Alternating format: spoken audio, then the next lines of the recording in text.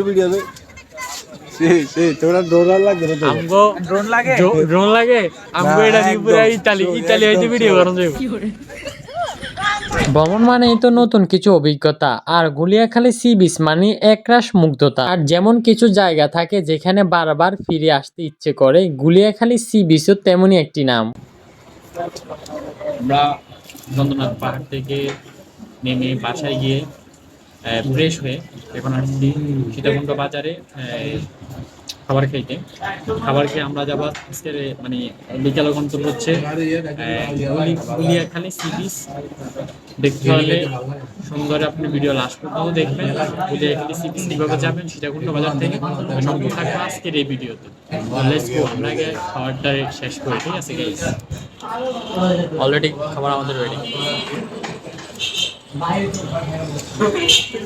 So what's up guys, it's অরবানি আউতসাইন again my other blog video. So guys, আজকে আমরা কিন্তু যাচ্ছি গুলিয়াখালী সি বিচে। আর আমরা দুপুরের লাঞ্চ শেষ করে এখন বর্তমানে আছি আমরা সীতাকুণ্ড বাজারে। আর এই বাজার থেকে আমরা কিন্তু গুলিয়াখালী সি বিচে যাওয়ার জন্য এখান থেকে একটা গাড়ি নিয়ে চলে যাব গুলিয়াখালী সি বিচের উদ্দেশ্যে। আর গাইস, আপনারা যদি কখনো আসেন চট্টগ্রাম সীতাকুণ্ড পাহাড়ে যাওয়ার জন্য, তখন আপনারা এখানে বাজারে পেয়ে যাবেন গুলিয়াখালী সি বিচ, এমনকি চন্দ্রনাথ পাহাড়, এমনকি সহস্র ঝর্ণা। যে কোনো জায়গাতে যেতে হলে এই বাজার থেকে গাড়ি নিয়ে যেতে পারবেন, কোনো সমস্যা হবে না। তারপর আমরা বাজার থেকে গাড়িতে উঠে, গাড়িতে আমাদের জনপ্রতি ভাড়া পড়ছে গুলিয়াখালী সি বিচ পর্যন্ত জনপ্রতি ভাড়া পড়ছে মাত্র 30 টাকা করে। আর গাইস কি বলবো, এদিকে রাস্তার ভিউ গুলো আমার কাছে এতটাই ভালো লাগছে যে বলে বোঝাতে পারবো না। আর গাইস আরেকটা কথা হচ্ছে যে এই গুলিয়াখালী সি বিচের যে রাস্তাটা, এই রাস্তা দিয়ে বেশিরভাগই খেজুর গাছ দেখছিলাম, যেখান থেকে অনেক খেজুরের রস সংগ্রহ করে এখান থেকে। মানে বিশ্বাস করবেন গাইস, যতটা পথ আমরা চেঞ্জ করে গিয়েছিলাম চারপাশ শুধু খেজুর গাছে দেখছিলাম, আর অন্য কিছু দেখি না। আর প্রকৃতির তো ভিউ আছে, জাস্ট অসাধারণ ছিল এই অনুভূতিগুলো। সো গাইজ, আমরা কিন্তু ফাইনালি গুলিয়াখালী সি বিচ চলে আসছি।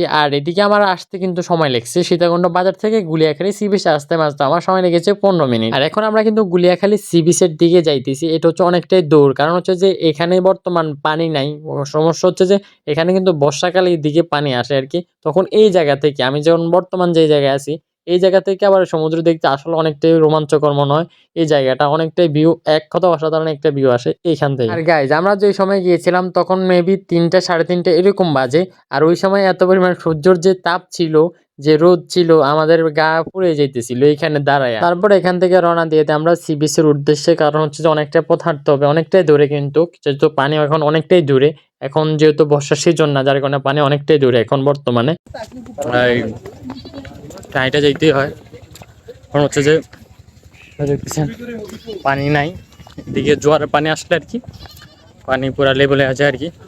দুই সাইডে অবস্থা নাই, পানি টানি নাই তেমন একটা, কিছু খালি একটা বললে চলে আর কি। বোটগুলা সব করে দিচ্ছে।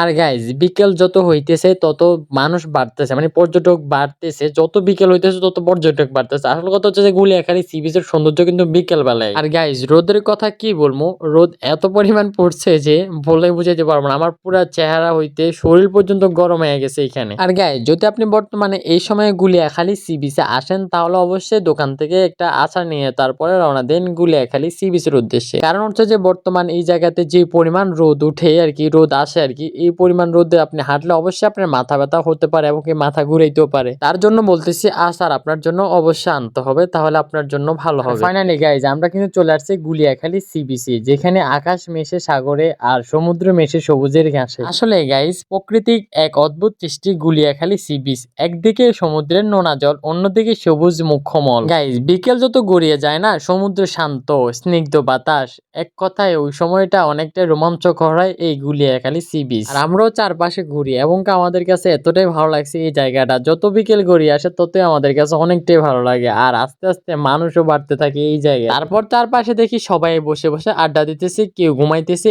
এই গাছের উপরে, আবার কেউ বসে বসে এখানে পিকনিক করতেছে, আবার কেউ তাঁবু টাঙ্গিয়ে এখানে বিশ্রাম নিতেছে। আমরাও এক পাশে বসে আড্ডা দিতেছি আর সমুদ্রের সেই স্নিগ্ধ বাতাস এবং কি সমুদ্রের শান্ত যেই ঢেউগুলা, ওইগুলাকে উপভোগ করতেছি বসে বসে। আর গাইজ, এখন দেখতেছেন আসল রোমাঞ্চকর ভিউ, যেটা হচ্ছে গুলিয়াখালী সি বিচ। যেটা হচ্ছে কোন সময় জানেন গাইজ, যখন সূর্যটা ডোবার আগ মুহূর্তটা না, ওই সময়ের ভিউটা জাস্ট এক কথায় অসাধারণ ছিল। আমার মনে হয় কি জানো গাইস, এখানে আসার জন্য হচ্ছে যে পারফেক্ট একটা টাইম, সেটা হচ্ছে 4:30 থেকে 5টা এরকম। আর সূর্য ডোবার আগ মুহূর্ত পর্যন্ত থাকার জন্য এই গুলিয়াখালী সি বিচ আপনার জন্য পারফেক্ট। এই সময় পর্যন্ত থাকবেন এবং কি এই সময় এই সুন্দর ভিউগুলা উপভোগ করতে পারবেন। আর গাইস আমি নাকি শুনছি এই জায়গাতে প্রচুর পরিমাণ মানুষ, আমি আজকে নিজের চোখে দেখলাম। আর এই যে ভিউটা দেখছিস, চোখের শান্তি ভাই, এক কথায় অসাধারণ একটা ভিউ, যেটা আপনি না আসলে পাইবেন না ভাই।